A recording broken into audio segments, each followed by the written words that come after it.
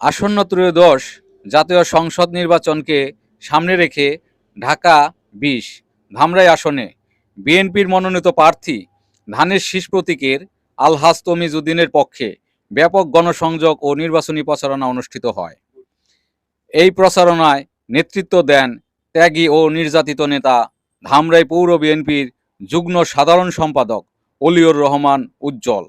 আসন্ন জাতীয় সংসদ নির্বাচন উপলক্ষে আজকে আমরা ৪ এবং ৫ ওয়ার্ডের নেতৃবৃন্দদের নিয়ে, সাধারণ জনগণদের নিয়ে আমরা রাজপথে আলহাজ তমিজউদ্দিন কাকার জন্য ধানের শীষের প্রতীক, তার জন্য ভোট প্রার্থনা করতেছি।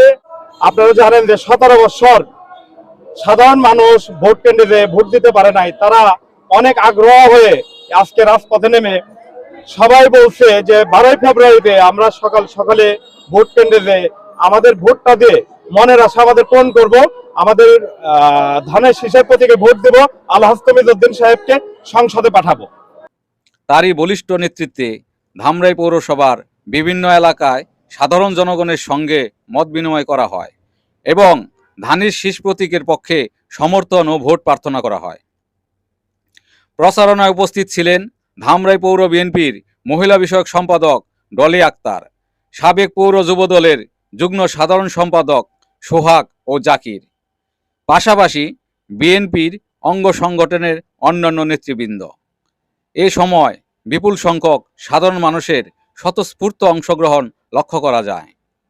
নেতৃবৃন্দ তাদের বক্তব্যে গণতন্ত্র পুনরুদ্ধার, ভোটাধিকার প্রতিষ্ঠা এবং জনগণের অধিকার রক্ষায় ধানের শীষ প্রতীকের পক্ষে ঐক্যবদ্ধভাবে কাজ করার আহ্বান জানান। সাধারণ মানুষের মধ্যে ছিল ব্যাপক সাড়া ও আশাবাদ।